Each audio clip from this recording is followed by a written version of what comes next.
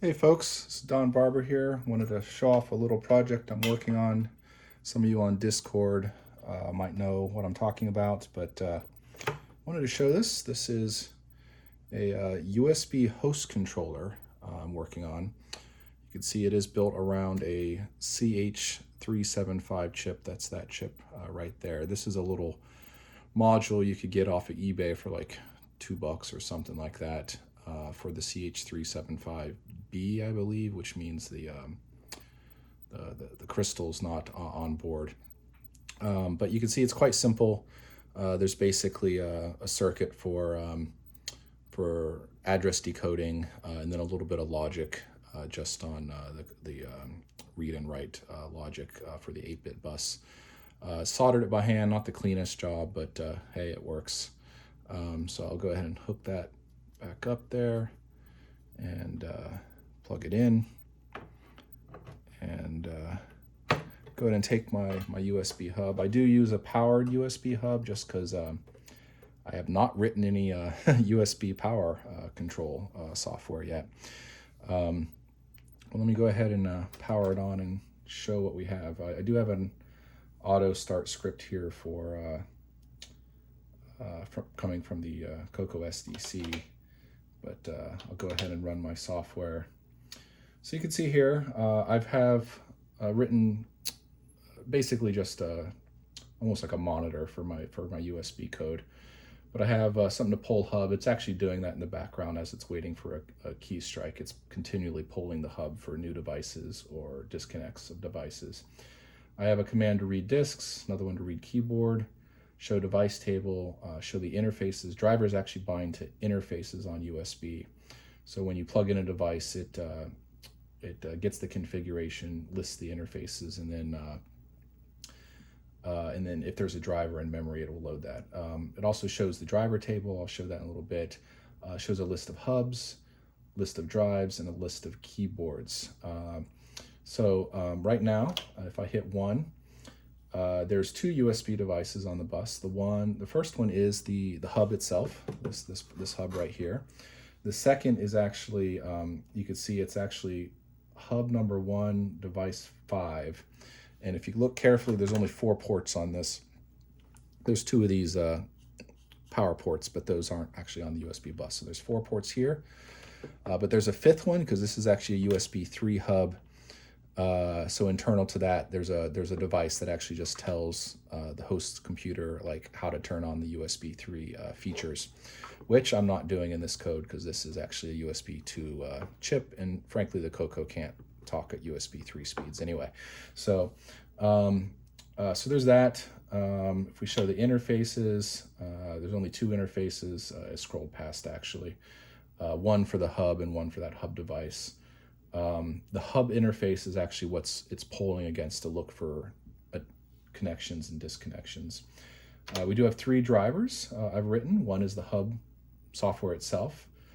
Second is actually for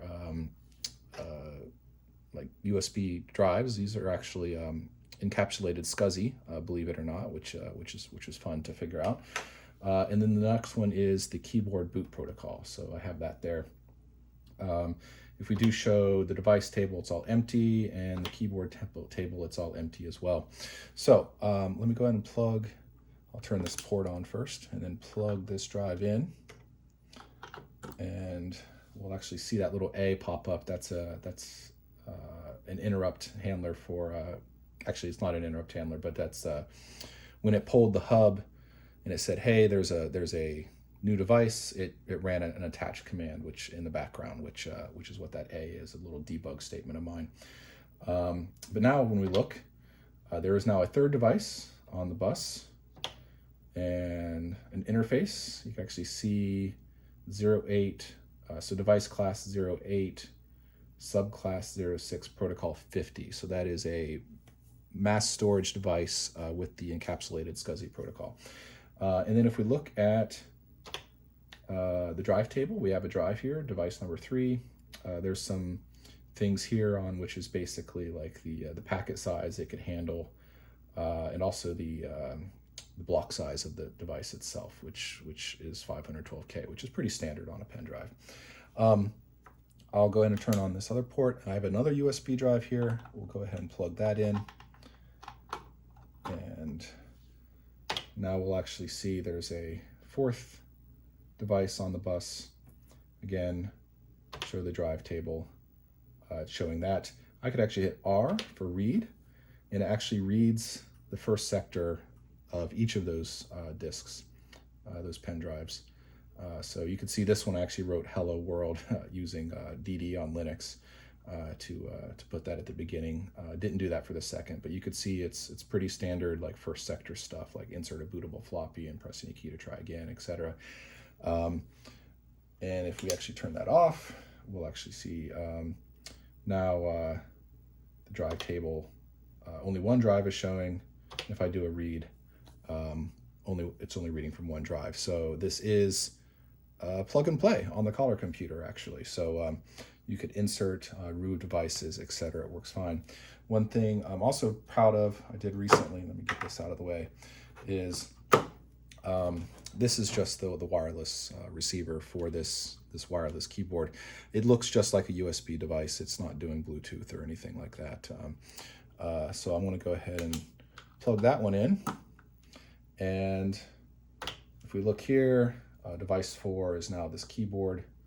If we show the interfaces on number 2, it's actually showing, it's got an interface for the keyboard, an interface for the mouse, and there's actually a third interface, which are these extra keys up here. So I've only written a driver for the keyboard. I'll get to the mouse soon. It doesn't look that hard, so I'm not really that worried about it. But if I hit K to read from the keyboard, you'll see I could actually type on this keyboard on the Coco like that. So, you know, I got all the key codes coded in. I have caps lock working. Just works really well. I could actually hit Q here. I do have, once the keyboard's loaded, it is actually overloading the key in routine in BASIC itself, the BASIC ROM that's been copied to RAM on the Coco 3. So I could actually, you know, go through, you know, and actually control it from this keyboard at this point. So yeah, so everything's working pretty well there. In fact, I'll show you this. I could actually quit out of this program, and you'll see this USB keyboard is still working just fine because I did hook into the actual key in routine of BASIC. And hello world, and it works, you know, just fine. And yeah, so quite proud of this. So the code is pretty much in a state where a machine language program, like a DEC-B program, could pull this in and use a USB device. You might have to write a USB driver, but conceptually like a USB joystick or maybe even a USB camera or something like that. You know, video probably, the bus probably isn't fast enough for that on the Coco itself.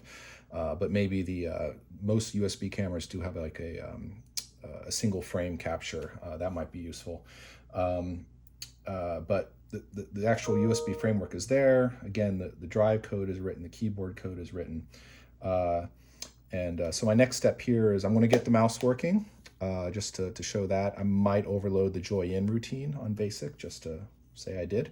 And then I'm going to turn my attention back to getting this all working in Nitrous 9. So I've been learning quite a bit of how Nitrous 9's kernel works. It is interesting. The keyboard routines are different on level 1 versus level 2, slightly. The VTIO module in level 1. It's not difficult. It's not going to be a huge challenge either way, but I'll probably end up having to plug into 2 different spots depending. But then the actual drive code looks, I wouldn't say straightforward, but it seems doable. So looking forward to that. That's going to be standing on the shoulders of giants like the RB Super module that's used for SCSI and IDE drives. I'll be taking advantage of that. And yeah, so pretty proud of the progress I've gotten here, and hope you guys found it interesting. Thank you.